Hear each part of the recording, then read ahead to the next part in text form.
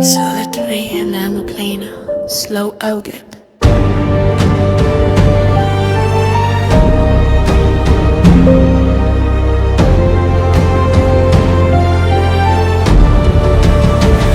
Aggressive rap, fast-paced hostage sikuan sa sariling bayan. Buwis ay pasan, pambili ng bigas ay nasaan. Presyo ay lumilipad, sikmuray kumakalam. Habang ang korupsyon, lalong yumayaman. Sa reaction, hack politika, issue'y binubulatlat. Kahit delikado, katotohanan ang ilalantad.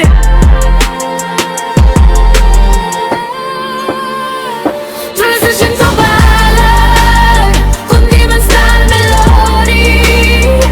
Layan ang bibig, huwag nyo kaming masala. Ito'y karapatan, hindi dapat kurtayan. Sa reaction, hack politika. Katarungan ng sigaw mula sa konstitusyon, liwanag ang pangingibabaw. Pilipinas kung mahal, kailan ka gigising? Dramatic piano and string swell. Reaction, politika. Fade out. Magandang araw po mga kababayan. Narito po tayo ngayon sa part 2 ng ating Special Edition Chapter 4. So, alam naman po natin, pag Special Edition, medyo mahaba-haba po yung ating, yung ating oras, no? Actually, marami po tayong mga naiisip na magagandang konsepto sa mga darating pang mga araw, no? So there will be a transition as the channel grow, no? So dito sa natin, sa channel natin, we stimulate here a public discussion on certain issues and news, especially in the area of politics, no, yung may mga kinalaman sa politika that concerns also the general public. So pag siguro dumami na tayo, magkakaroon tayo ng pag-evolve sa natin, sa platform natin. So magandang magandang transition.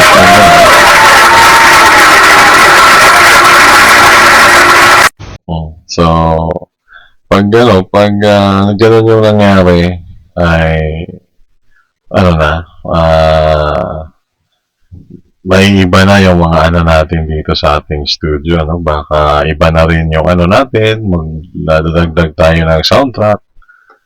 So let us begin with the featured video, mga kababayan. Hanapin natin yung sa featured video natin, this one. Okay, sige. This is not the featured video pa, no? So tingnan lang natin ito kung yung kung dito. Okay, magandang tanong yan. What is the scenario if she resigns? Ano ba ang mangyayari? Alam mo, Corina. Okay, so this is an interview of Corina Sanchez to former Senate President Franklin Drilon. No? So, ano kaya yung kwan dito? Sa batas, may dalawang parusa ang impeachment kung ikaw ay maging guilty. Unang-una, papalisin ka sa iyong pwesto. At pangalawa, hindi ka na pwedeng pumasok sa gobyerno. So, number one, dismissal from office. Number two, perpetual disqualification from holding public office. Pag nag-resign si Vice, at ito'y theoretical lamang, huwag ito po'y paliwanag. Pag nag-resign si Vice President Duterte, ang ibig sabihin, yung penalty na paalisin siya sa pwesto, maging academic kasi umalis na eh. Ngunit, debatable kung pwede pang ituloy ang impeachment trial para i-impose ang penalty of perpetual disqualification from holding public office. So, So dito mga kababayan, ang issue with VP Sara would resign. Ito ay isang malaking issue na pwedeng pag-usapan ng mga tao. Especially yung mga pumapabor sa ginagawa ng Vice President at yung susuporta sa kanya sa 2028 election. And alam naman natin na yan ay napakahalagang pag-usapan kasi nga, syempre may mga kalaban siya sa politika. And of course, ayaw ng mga kalaban niya na manalo siya. And as of today, since she declared that she will be running for 2028, siya nga yung nangunguna sa mga surveys. At least, hanggang sa ngayon, siya nang nangunguna. And ang opinion natin dyan ay,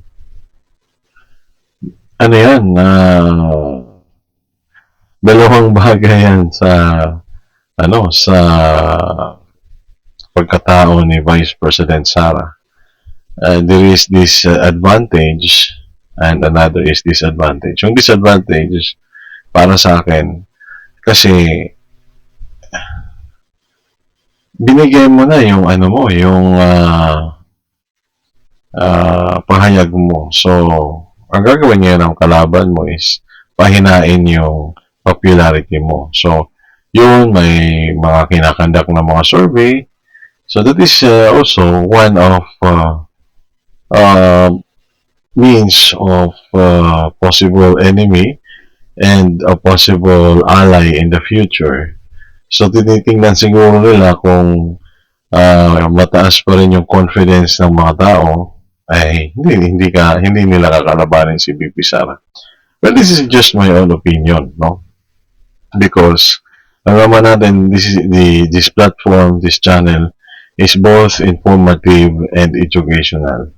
Because politics, as we have all been discussing in the last previous episodes, both here in special edition and doon sa ating regular na season, the regular episodes, we made mention of Niccolo Machiavelli, the father of modern political science, as contrast to Aristotle, the father of political science, wherein the works of Machiavelli, the famous work of Machiavelli, is the book titled The Prince, and this is actually the Prince and the Discourses.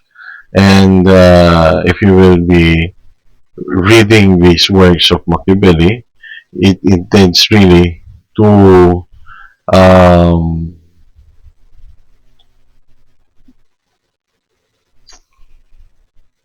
teach a particular leader the art of maintaining power. So parang naging art yung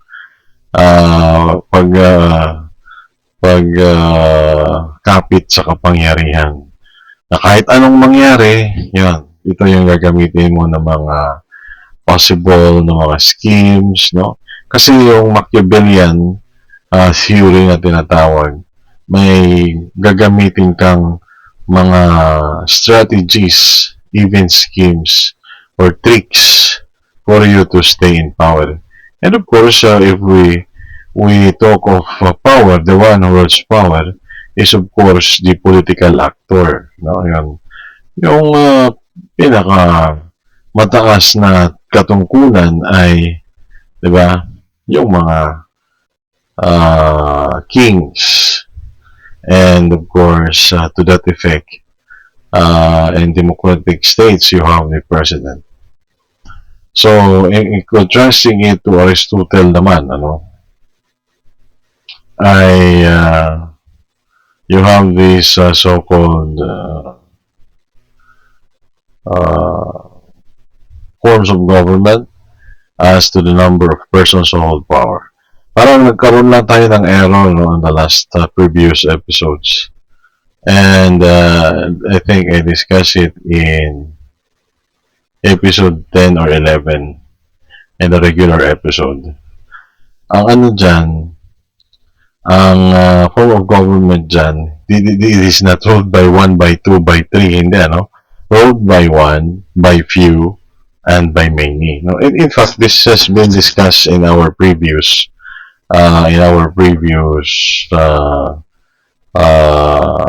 episodes, and even in the pilot episodes of the channel.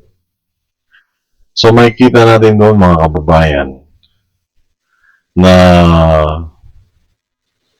yung rule by one is still further categorized.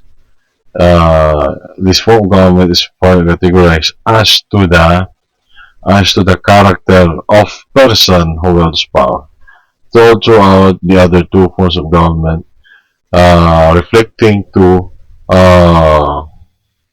ruled by the few and ruled by the many. So nagiging anim yung form of government na dinidiscuss ni Aristotle. Dito naman kay Niccolo Machiavelli, he concentrates on staying in power. So he's now the father of modern political science to that effect, because he is on the part of exercising or on the practice of wielding power, while Aristotle focuses on that part of the definition first, which is also very important.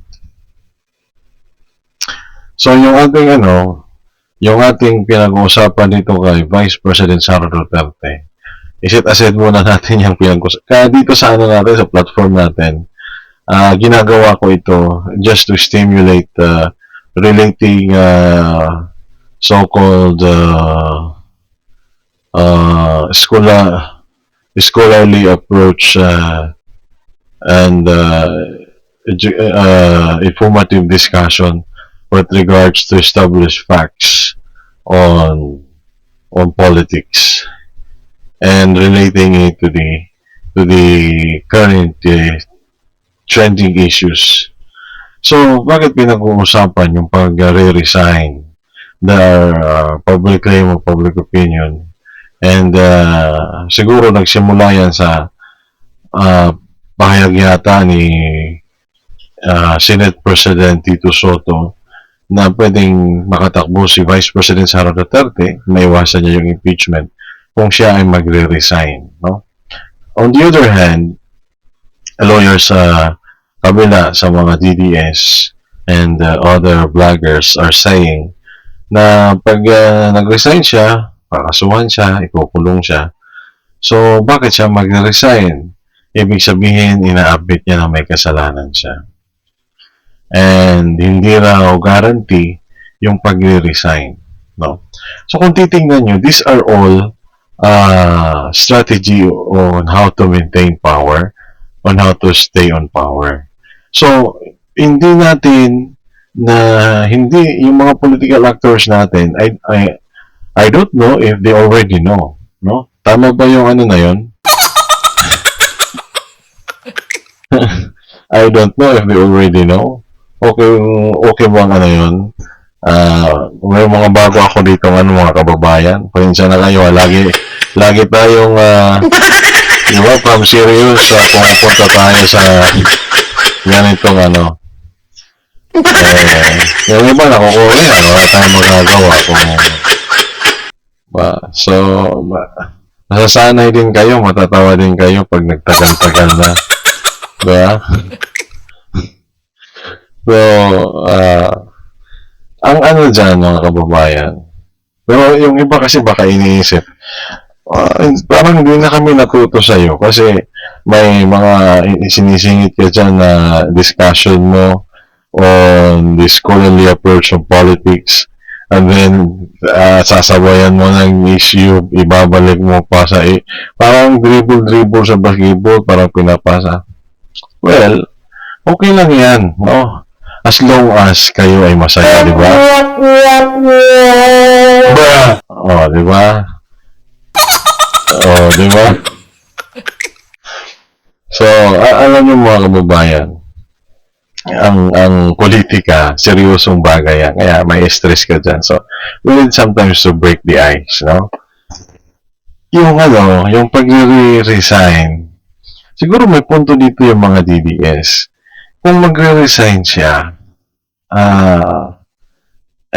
nasaan yung bloodbath, no? So, ibig sabihin mga kababayan, malabo siguro mag-resign si BP Sara, no? Bakit mo naman pag-resignin yan? Gusto nga nila i-impeach, tapos nandyan na yung impeachment. Ituloy nyo na yan kasi ang tagal nyo nang ginugusto yung impeachment, tapos may mga balibalita na magbubutuhan pa kung tutuloy. So, they are maybe considering some pressures, no? Kasi, yun nga, yung sinabi ko kanina, hindi na mamalayan ng mga natin, ng mga political actors natin na ginagawa na pala nila yung strategy ni Machiavelli, no? The father of modern political science. Pero I just don't know. Baka si President BBM, no? Tingnan nyo naman ang kulay ko, di ba? Maka BBM. Okay ba sa inyo yung kulay na yan? Well, mga kababayan, regardless of the color, kahit naman saan yung panig natin, no? I'm not saying na makabibim ako. I'm just being sarcastic. And to let you know na kahit pang anong kulay ng politika natin, we should always be at the side of the people, no? Because we, the people, di ba, we cause to, di ba, the creation of the society, the Philippine society, the government of the republic. Lahat yan na tayo yung dyan, nagpatibay, no? So, I don't know kung maalala nyo, the one who crafted this constitution is an institution, no? The Constitutional Commission. Of course, the one who commissioned that is the people. And we are the ones who promulgated this constitution through a plebiscite. Binagbotohan yan ng mga Pilipino at that time, in the year 86 yata yun. So, mga kababayan, napakalawak ng pinag-uusapan. We are always saying this. Sometimes we just focus on the news, no? So, yung iba sa inyo, baka naiinis, di ba? O yung iba sa inyo ay nagagalit na. O, bakit? Bakit naman kayo magagalit? Oo. Kasi ako lagi yung nagsasalita. Ganon.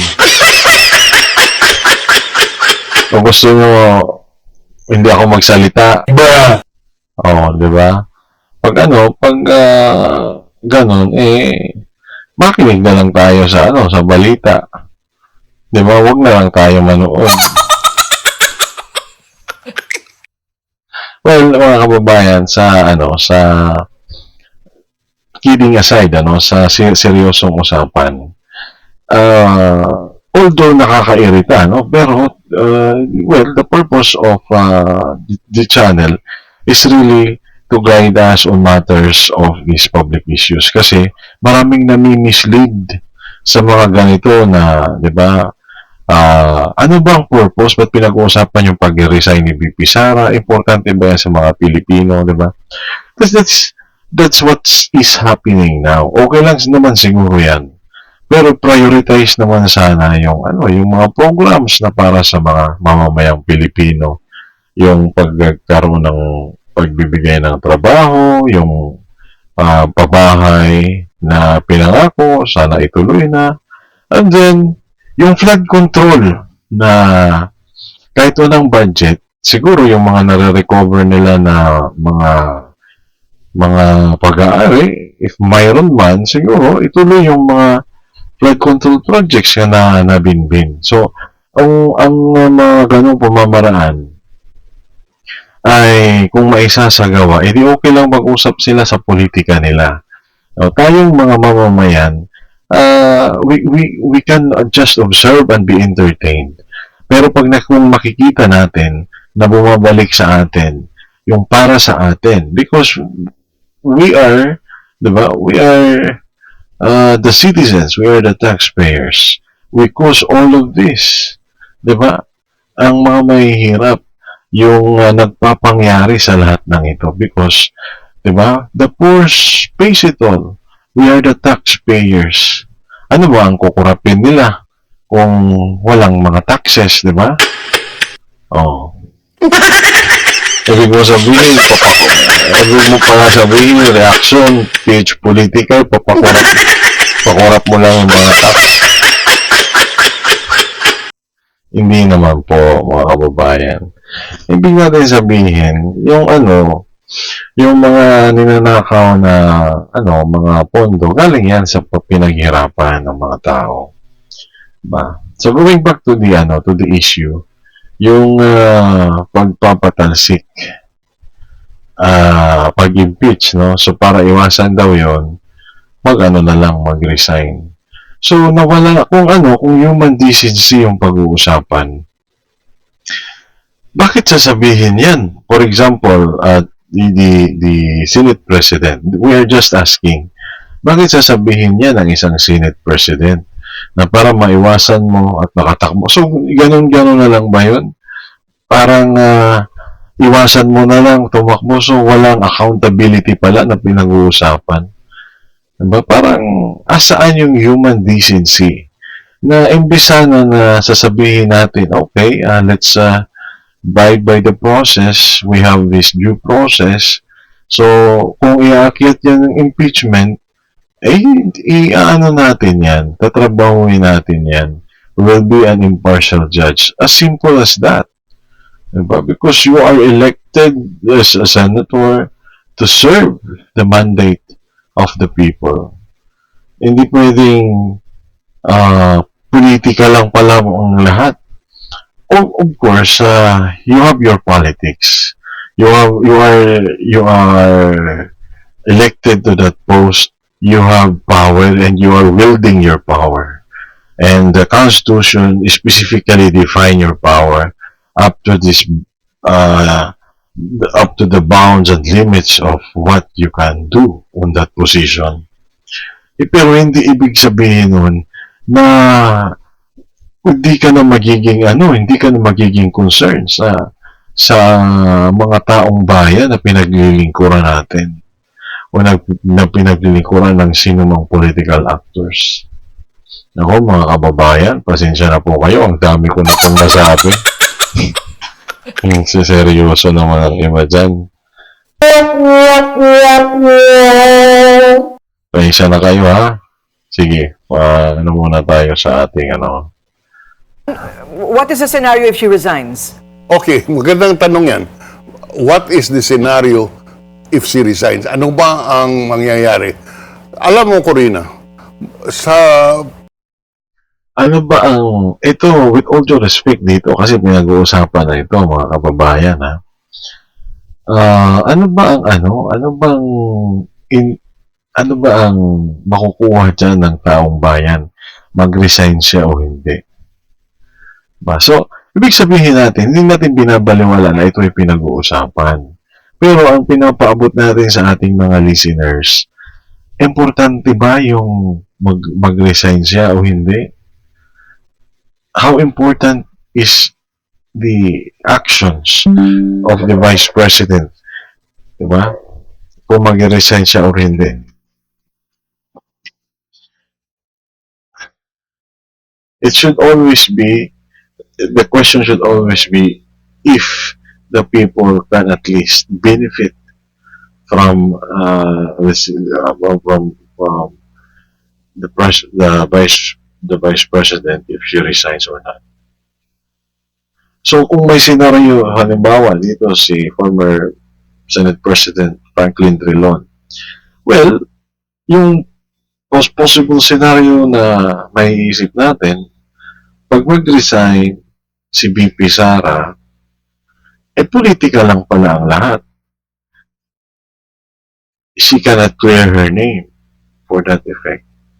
Pag magano naman, magtuloy-tuloy naman siya at i-impeach siya despite na kung may pakita siya na mag-clear niya, but because of politics, di politika lang din pala ang lahat sa mga senator judge. Hindi na nila kinitingnan yung sa side ng taong bayan na pinaglilingkuran nila. Where is human decency? Diba?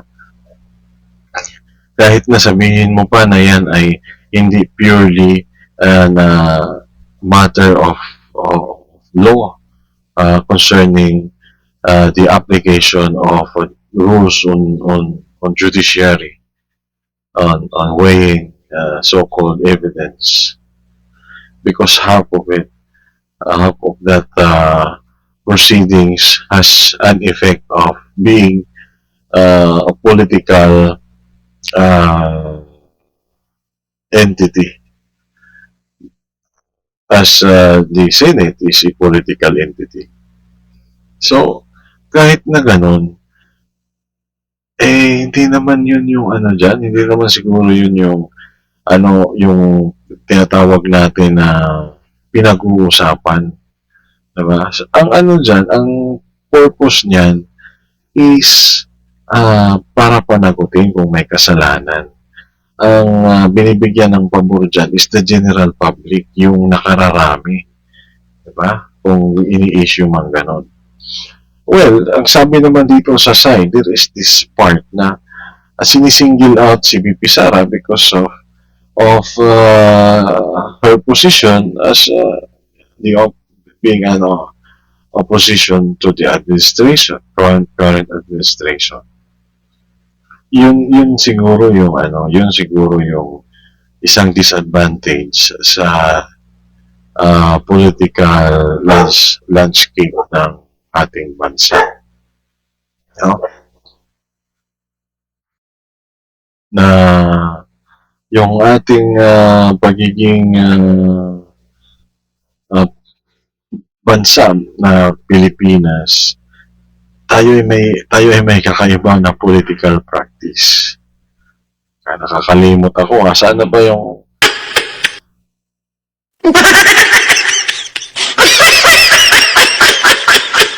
may tumahol kasi na aso doon sa labas. Kaya na-post ko muna.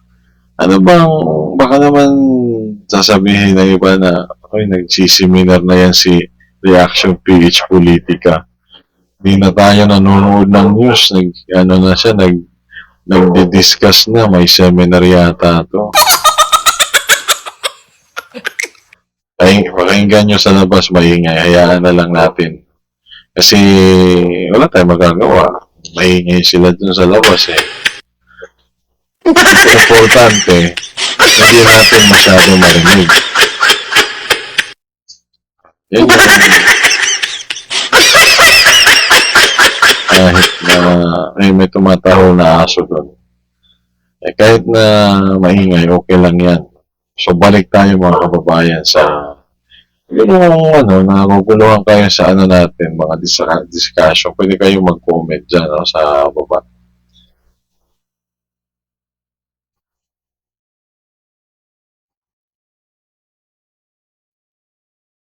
Sa batas, may dalawang parusa ang impeachment kung ikaw ay maging guilty.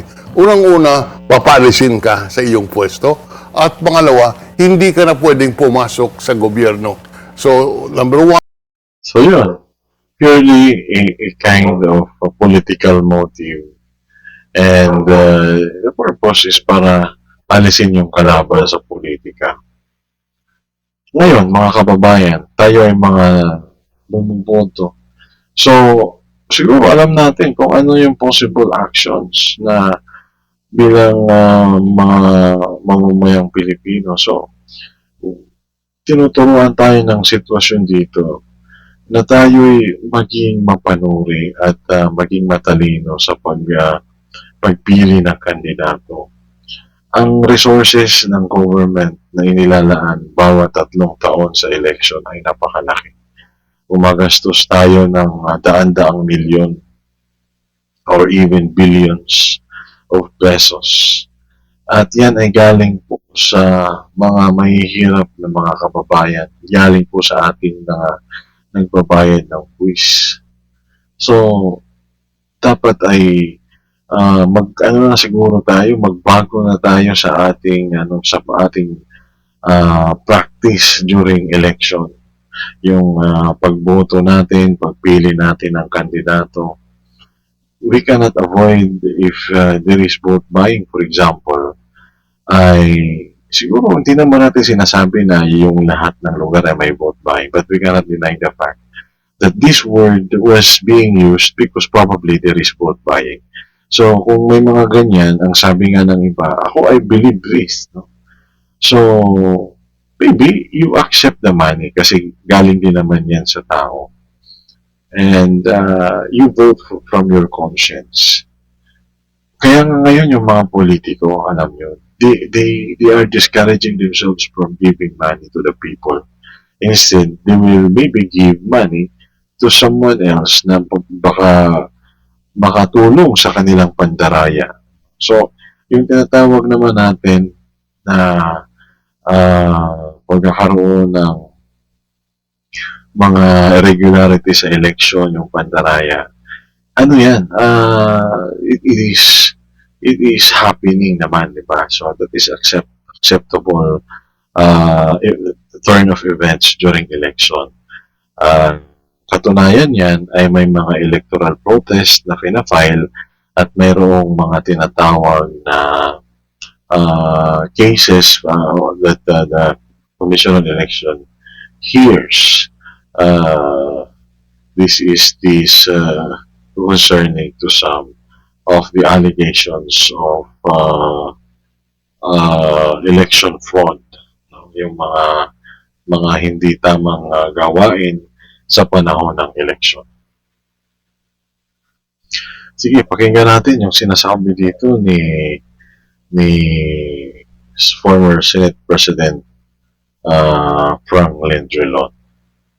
one, dismissal from office. Number 2, perpetual disqualification from holding public office. Pag nag-resign si Vice, at ito'y theoretical lamang, Ang ganda ng design ng mga batas natin. No? So, halimbawa, ma-impeach ka, mapatunayan, nagkasala ka, hindi ka na pwedeng humawak, hindi ka na pinagtitiwalaan. But, sana hindi political body yung nag-hear ng impeachment. Sana ipinapasa sila sa Supreme Court, the Court of Last Resort, para at least doon kung may decision man ay merong tinatawag na pagbabatayan na hindi lang nakarely sa numbers game. In fact, yung panawagan natin dyan, if it will be possible, hindi na nila tawagin yung sarili nila, no? If the Senate could base themselves as an impeachment court, wala nilang tawagin yung sarili nila na mga senator judge. Impeachment court judge, mas maganda na gano'n na lang yung na title. And once natapos yung impeachment, then they resume being senator of the Republic. I don't know kung pwede yun. Pwede naman siguro yun. No? So, iba naman yung magiging magiging position mo during impeachment proceedings. Huwag bagal. Ito po'y paliwanag. Pag nag-resign si Vice President Duterte, Nako naman. Ano ba naman yan? Reaction page politika. Ilang minuto pa lang yung news natin. Tapos ang dal mo. Press po kasi ako ngayon, mga kababayan. Kasi naligo po ako. Kaya, syempre, ginaganahan tayo. Di ba nung isang episode, natutulog na tayo. Siyempre tayo, pag mainit, tapos maalinsangan, ang mga researcher natin, lagi yan sila nag-research ng hanggang, natatawa nga sila dito sa natin program. Hanggang 5 videos yan na mahaba, no? So, in fact, mayroon ditong Vox Populi na Pero we are past 30 minutes, no? 36 minutes na tayo. And of course, considering na 1 hour lang tayo ngayon, ay tingnan natin kung aabot tayo doon. Kasi, ang natin dito, as much as possible, we have to finish every video. Sige. ang ibig sabihin, yung penalty na paalisin siya sa pwesto, maging academic kasi umalis na eh. Ngunit, debatable kung pwede pang ituloy ang impeachment trial para i-impose ang penalty of perpetual disqualification from holding public office. Paano mo naman itutuloy yung impeachment? Nag-resign na nga, di ba? Din yan eh. I don't know comment kayo dyan yung mga kaibigan natin dyan, yung mga galing, yung mga matatalino. Nag-resign na. For example lang naman, halimbawa, nag-resign, Tapos, tuloy natin kasi nag-resign. So, anong say-say nun? Well, siyempre mga kababayan, laging merong sagot, no? Siguro, baka isipin nila na para hindi na talaga siya makatakbo, pigilan natin. Or, if that is just their own rules, mahihirapan sila dyan kasi may Supreme Court. Mag-petition siguro yung company VP Sara. Nag-resign na nga ako, impeach para. So, it's up to the Supreme Court now to decide. Baka sabihin ng Supreme Court, your resignation will not affect the process of the impeachment proceedings. Because hindi ka naman pwedeng tumakas. Ang hindi nidinig naman dyan is your accountability. Pwedeng ganun yung sabihin ng Supreme Court. Diba?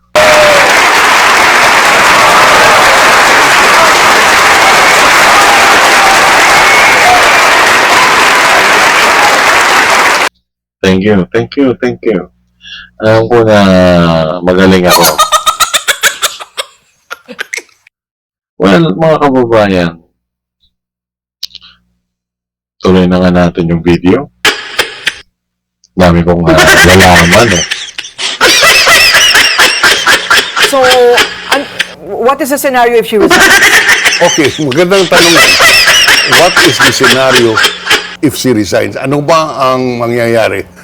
Alam mo, Corina, sa batas, may 2 parusa ang impeachment. Tapos na pala. Umiikot lang pala yung video. Ano ba yan? Kala ko di pa yan tapos. Sige, next video tayo. Ano kaya ito? Okay, sige. Here are the top stories for May 10th. President Marcos and Vice President Sara Duterte paid tribute to Filipino mothers on Mother's Day, recognizing their sacrifices, love, and role in strengthening families and communities.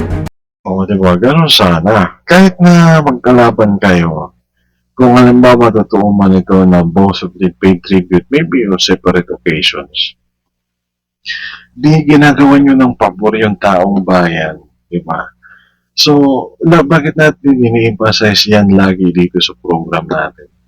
Kasi tayo nga yung dito, tayo nga yung gumawa ng ating Philippine society, di ba? The social contract theory. Tayo yung nag-cause ng government na mabuo, di ba? Through the promulgation of the Constitution. So, supposedly, lahat ng inilalagay natin sa pwesto, ang gagawin dapat nila ay yung kapakanan ng ating mga mamamayan, tayong mga taong bayan, especially yung mga nandoon sa mababa. And I appreciate there are some, ito isingit ko lang, there are some religious organizations na ganun yung ginagawa. That is the true essence of being a Christian. Diba? Yun yung totoo at tunay na at dalisay na religion according to the Bible. Ba, ang dalawin yung mga babaeng bao, ang pakainin yung walang makain. Ba? Ang sabi nga doon sa Mateo, di ba? Nung nagkaroon na ng judgment. Kayong mga nasa kaliwa, lumayo kayo at pasapoy ng impyerno. Sapagkat ako'y nagutom din yung pinakain, ako'y nauuhaw din yung pinainom. Ibig sabihin, di ba? Ganun dapat yung gawin natin, mga kawang gawa. Kayong nasa kanan, halika kayo, manahin ninyo ang kaharian na inihanda ng aking ama bago pagawin ng sanlibutan. Sapagkat ako'y nagutom, pinakain, ako'y nagkasakit, dinalaw. Panginoon, kailan namin ginawa? Nang ginawa ninyo ito, isa sa maliliit na ito, sa akin yung ginawa. So, kung gagawa ka pala ng kabutihan, ay nagpapautang ka sa Panginoon according to the Bible. Lingkod bayan ka, inihalal ka, doble yung sasagutin mo. Kaya siguro, sinasabi ng iba, na yung may mga posisyon, talagang impyerno yung bagsak niyan. Kasi, inilagay ka nga dyan, yung kapangyarihan, hiram mo lang sa nasa taas, inilagay ka nga dyan para maglingkod ka sa bayan, considering the form of government na mayroon tayo, which is ruled by the many. Hindi naman kami pwedeng maging ruler ng mga tao. Diba? That is democracy, the essence of democracy. Kaya, ang ginawa namin, diba, nagkaroon tayo ng model patterned after the American Constitution, yung representative democracy. Yun na nga yung pinag-uusapan natin doon sa kabila. Yung tinatawag natin na republic. It symbolizes representation. Philippine Republic. So we are a state called Philippines, but the leaders here are the people. It is a representative democracy. Inihahalal ng mga tao yung kanilang mga representative in different bureaucracy, in different seats of power in the government. So, ano ngayon yung masama kung muna kayo, tawag dyan, break muna kayo sa bangayan. Diba? Yung kahit na simple na statement lang na dalawa kayo, maybe on separate occasions, na bumati sa mga, diba, on that on that Mother's Day celebration. Di nabawasan yung kahit pa paano stress ng mga tao.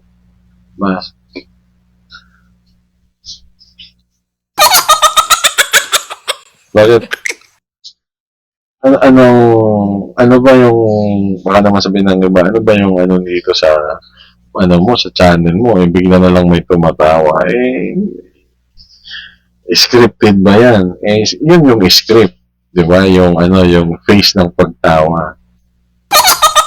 Di ba? Di ba?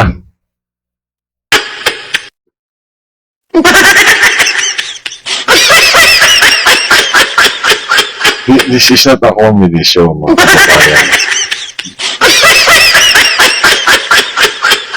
Hindi rin ito Bible study, mga kababayan.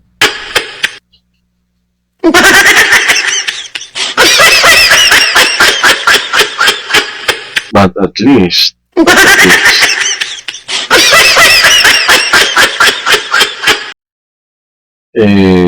we have to go to our senses para pukawin natin yung ating mga natutulog na kamalayan sa nangyayaring politika sa bansa natin. Paboran po sana makarating sa mga lingkod bayan. Paboran po sana natin yung ating mga clientele, yung naghalal sa atin, yung ating constituency, the people. Paboran po sana natin sila, mga panawagan natin yan sa ating mga lingkod bayan, sa ating mga elected officials.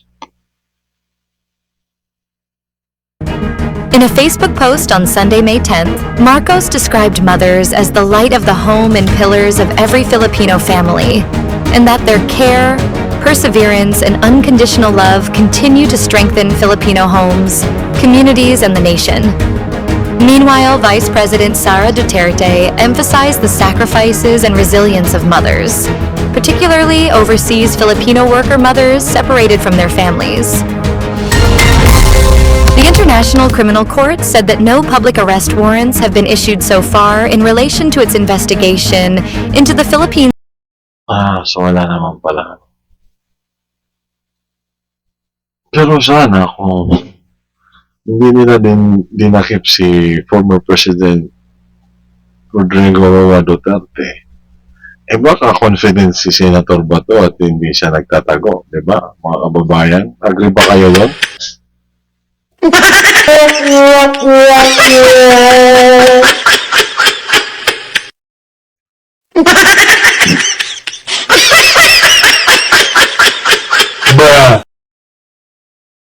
Well, ang ano dyan, ang arrest warrant, we are a sovereign country. Bakit aarestuin mo ang senador, diba? So, I don't know mga kababayan. Kasi there is so-called international law. And maybe the ICC thinks na kahit hindi na tayo kasali pa rin tayo kahit paano.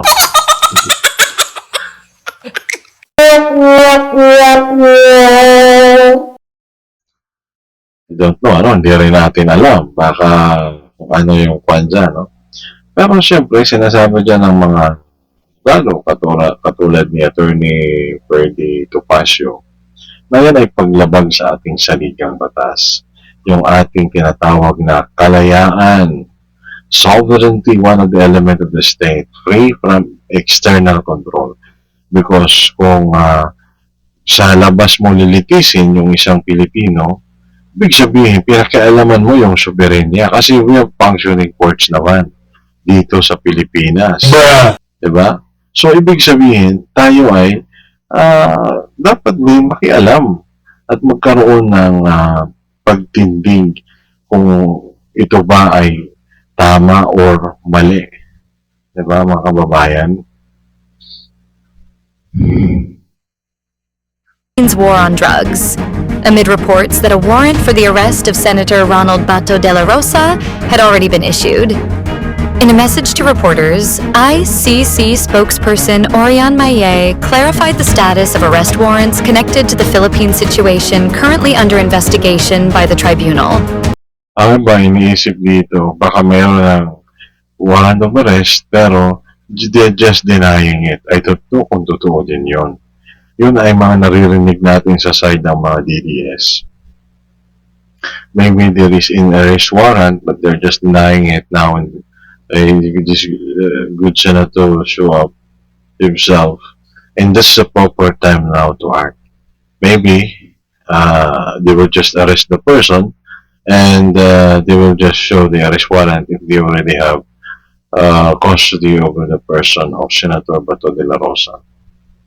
Parang yun din yata yung ginawa nila kay former President Rodrigo Roa Duterte. Some of the lawyers are saying that this is extrajudicial rendition o yung tinatawag na pangingidnap. Kasi bakit mo naman kukunin yung isang tao? Dapat ilitisin sa korte ng Pilipinas. Dapat isang Pilipino na judge yung magkaroon ng pagpapasya, hindi dadalhin sa ibang bansa. And bilang mga mamayang Pilipino, we should have a clear stand on this issue because it affects the so-called definition of our place in the international law being a sovereign state, no, yung isang malayang bansa.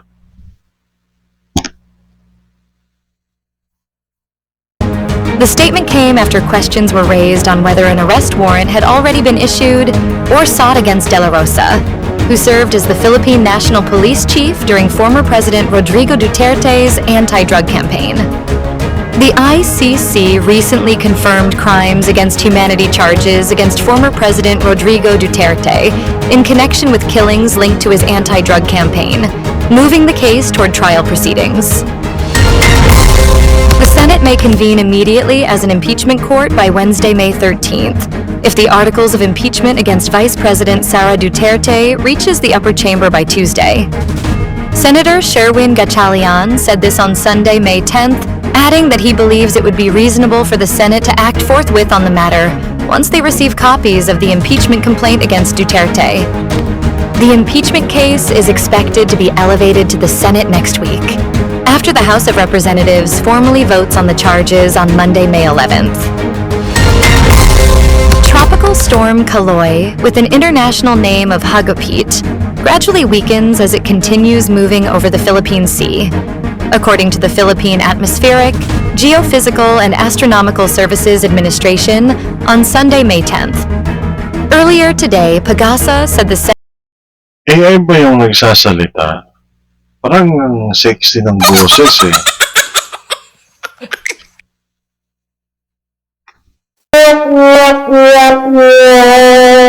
Well, anyway, mga kababayan, yung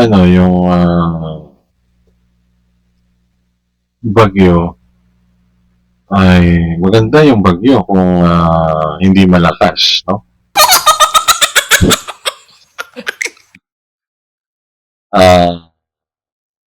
Yung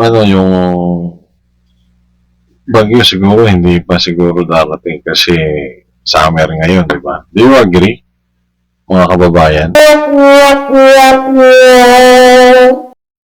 Ang corny ng mga sounds natin. Ito lang yung cute na tumatawa na bata, na baby. Sige, next video tayo. Next video, saan na ba yung next video natin? Ayun, ano kaya ang Tanungin natin tungkol dun sa posibleng paghahanda ng Senado doon sa impeachment. Sir, good morning po. Good morning po, Senator. Ay, good morning. Nympho, may kasama kaya tayo. Yes po, si Isa po ito. Sino po? Isa. Si Isa. Isa, Ma'am Isa, good morning. Ay po, good morning. Opo, sir. Opo. Sir, tungkol dun sa impeachment, malamang daw po, bukas, aproban may impeach sa Kamara kasi magbobotohan sila Tuesday aakyat yung articles of impeachment. So, kayo, sir, ito ba pinaghahandaan ng Senado o napagmitingan na po ba ninyo? Ilang beses na napagmitingan yan na Nympha and Isa. Actually, I think last month, nung nagpatawag ng meeting si SP Soto, ilang majority members ang nandoon. And sinabi nga niya, nag-heads up siya na we have to be ready. I think parang kung lulusot man, itong impeachment case na ito sa Congress aakyat sa atin, we have to be ready. So, may heads up na kami. Tapos, last week, again, as na if ever naakyat, yun nga, yung plano is like, MWF, yung magiging trial dates, yun yung mga impeachment trial dates. PTH, Tuesday, Thursday, yun yung mga session days saka mga committee hearings. Tapos ang plano parang afternoon 3 o'clock siya mag-umpisa hanggang sawa, hanggang 11 o'clock, kung abot may 11 o'clock ng gabi. Pero MWF lang yung magiging yung impeachment yung impeachment court. So, ibig sabihin po, Senator Erwin, klaro sa inyo na pag natanggap niyo articles of impeachment, magsasagawa agad kayo ng impeachment trial. Kasi No, I'm sorry. Iko-convene muna siyempre yung impeachment court. Opo, so klaro na magpapagbin agad kayo as impeachment Nag-uusap court. kami ni Senator Soto, ni SP Soto, last week. I think that was around Wednesday. And sabi niya, definitely, sabi niya doon sa lounge, we have to convene forthwith yung court. Pero it doesn't mean to say na magkakaroon kagad ng trial because we still have to give time for the defense, for the prosecution, for the pieces of evidence, etc. So, kailangan yan. Tapos yung rules, kailangan nating pag-usapan. Ano ba talaga? Yung isa sa mga critical point dyan, Nimfied Isa, is like, okay, there's a saying, di ba? Pag na-impeach, yung tao, automatic, hindi na pa pwedeng run in any position, di ba? Bawal. Pero what if yung individual will resign during the trial? So, hindi matatapos. Narinig na naman natin yung resign na yan, no? gusto nilang ano siguro yan sa kamalayan natin. Kasi nababalita yan. Well, that is just an expectation. There's a possibility. But, bakit naman i-open mo yung pag-resign na lang? Diba? Dapat nga ay pahayag siguro yung mga senador na huwag naman sana mag-resign. Kasi paano naman yung credibility mo kung mag-resign ka lang? Hindi natin siguro alam. Papayag.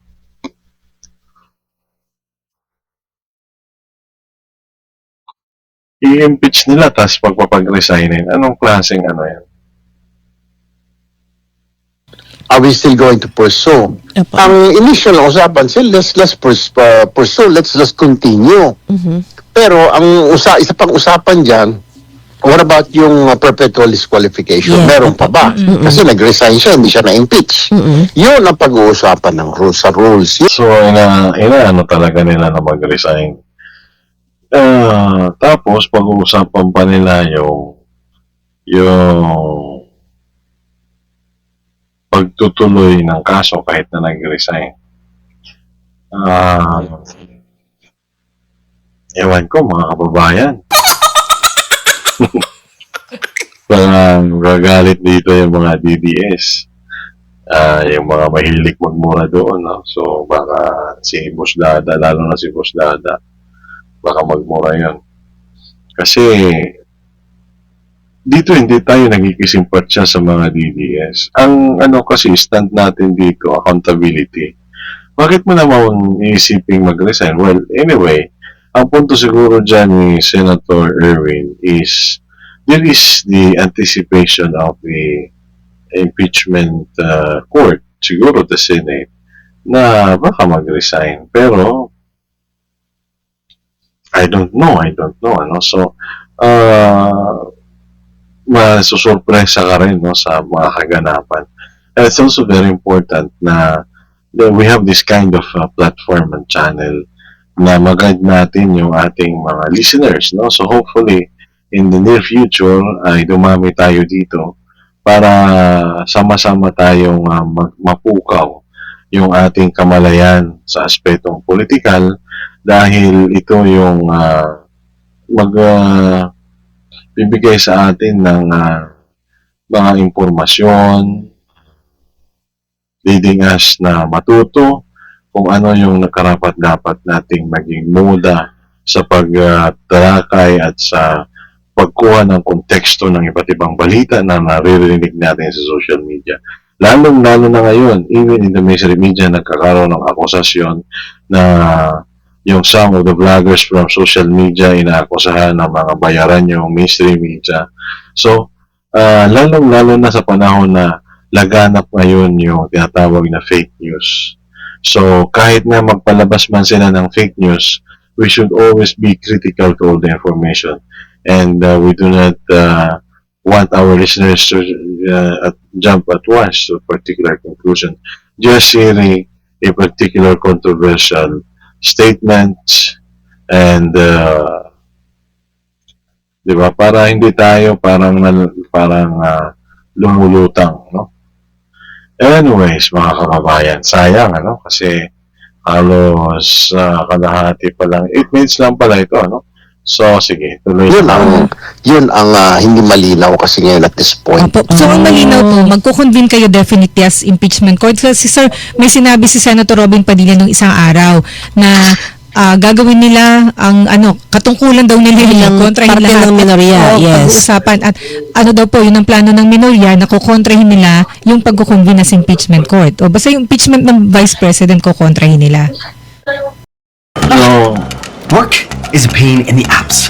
My files are in this app. My chat's in this app. I don't know. I mean, yung naman, yung opposition, well, that is a very good move, no?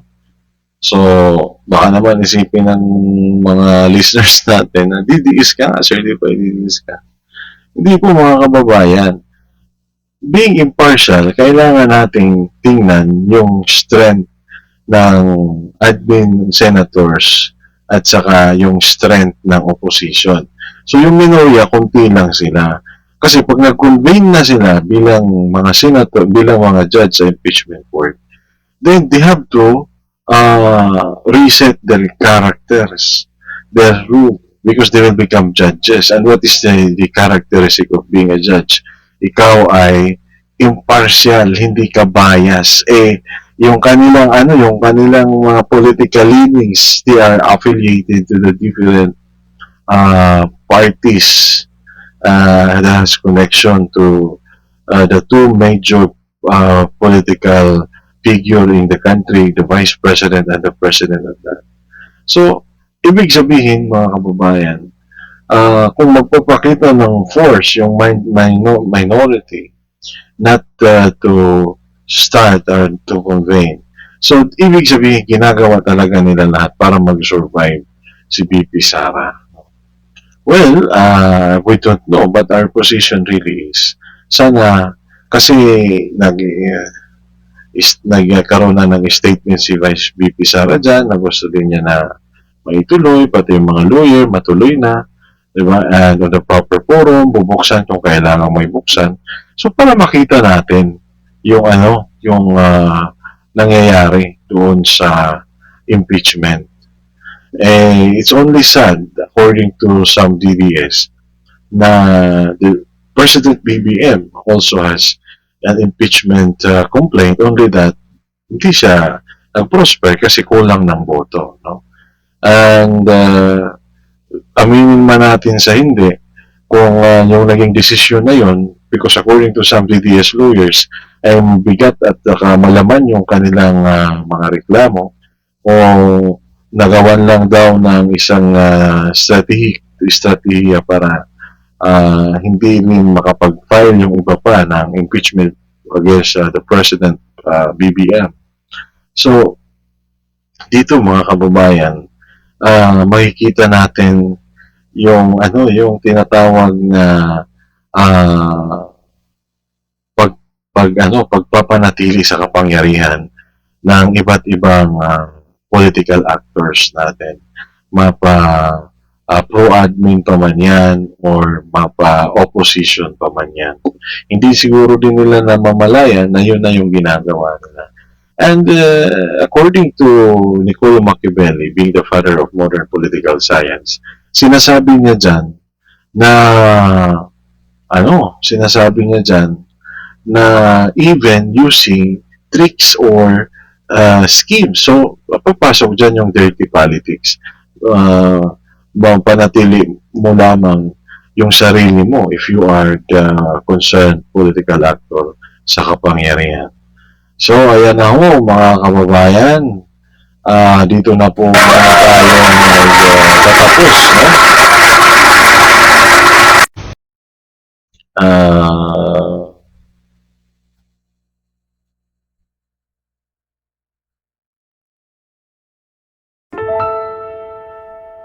Solitary mellow piano, slow down time.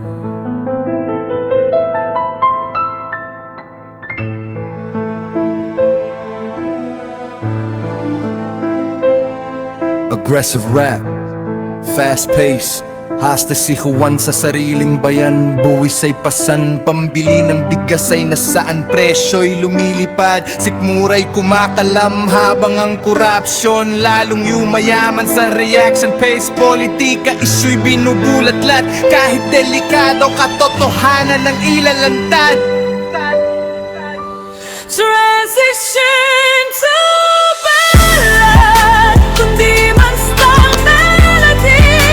Laya ng bibig, huwag niyo kaming busalan. Ito'y karapatan, hindi dapat portaya.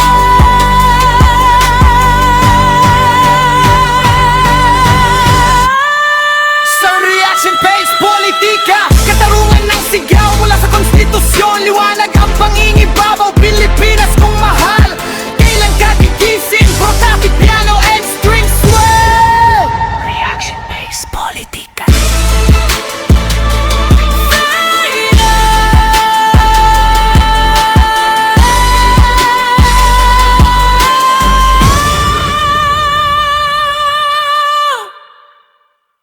Reaction, pues. Politika.